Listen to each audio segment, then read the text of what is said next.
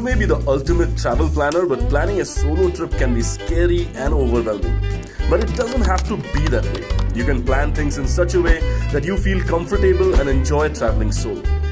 Here are 3 tips to make your first solo trip safe and successful.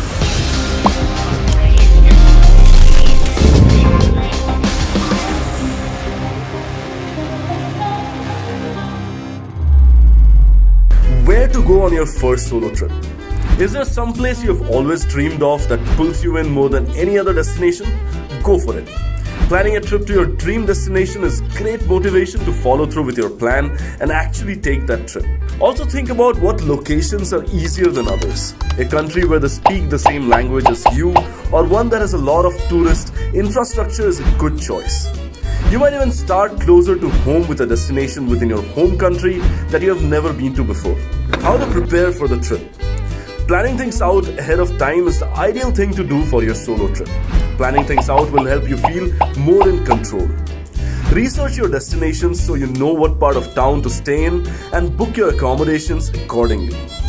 If you're going to more than one place, find out how to get from one place to the next. Search for public transportation websites. Read up on the attractions you're interested in so you'll know when they're open and how much they cost. If you want to meet other people while you're traveling, consider staying at a hostel.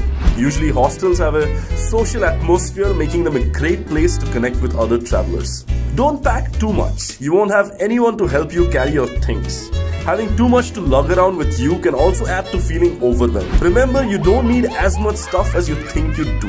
How to stay safe? Always keep a business card from your hotel with you. If they don't have business cards, have the name, address and phone number written down on a piece of paper. If you feel uncomfortable, turn around. If you feel like someone is following you, go into a shop or restaurant where there will be other people around. Check in with someone at home every once in a while so they know you are safe and having a good time. A quick text or call does wonders to ease the fears of family and friends at home. After a while, it will slowly start to sink in that it's not so scary to travel by yourself after all. A whole world of possibilities will open up and you will no longer have to wait around for a friend or a partner to join you on a trip. You can travel solo.